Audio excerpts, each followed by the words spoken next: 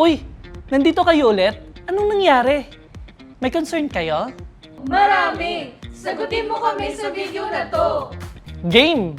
Bago natin sagutin ang inyong concerns, tuturuan ko kayo kung paano ma-manage ng maayos ang UD loans nyo.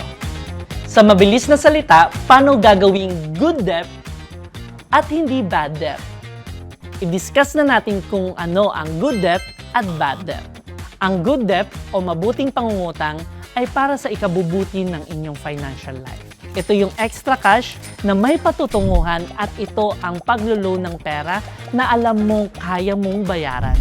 Ang bad debt naman, ito yung nakakasira ng iyong financial life. Kumuha ka lang ng extra cash para sa hindi importanteng bagay at hindi mo pa kayang bayaran ang monthly amortization ng niloan mo. Naku, hindi maganda yan. Good debt? Check na check yan. Bad debt? Isang malaking X yan. So, paano ba natin gagawing good debt ang niloan natin sa UD Loans? Story time!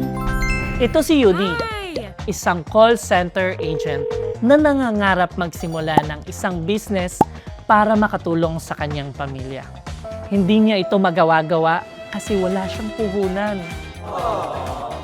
Tapos ayun, sakto, nakatanggap siya ng offer sa UD Loans via SMS. Amazing! Happy si UD, pero hindi niya agad inavail ang offer. Sinigurado niya na naiintindihan niya ang mga pasikot-sikot nitong UD Loans. May time pa naman siya dahil medyo matagal pa ang validity ng invite code niya. Kaya inaral niyang mabuti ang terms and conditions, tapos kinumpute niya ang sahod niya ng monthly versus ang magiging monthly amortization niya kung sakali. Uy, may sobra pa! May pang-milk tea pa siya tuwing office days. Ayos! Tinuring niya itong sign from the universe. Kaya nag-apply na si Yudi ng UD Loans at agad niyang nakuha ang funds niya sa primary bank account niya. Nakaka-happy! Dahil dyan, makakapag-umpisa na siya ng online store at magagamit ang skills sa pagla-live selling. I-mind ko na yan, Yudi! Take note, never siyang nakamiss ng payments kasi lagi niyang minimake sure na may laman ang primary bank account niya. No sweat pa kasi naka-automatic debit arrangement na to. O diba? And she live happily ever after. Ngayon naman pumunta tayo kay Juan. Isa siyang IT specialist. Na-discover niya sa office mate niya ang pag-online gaming at super na-enjoy niya ito.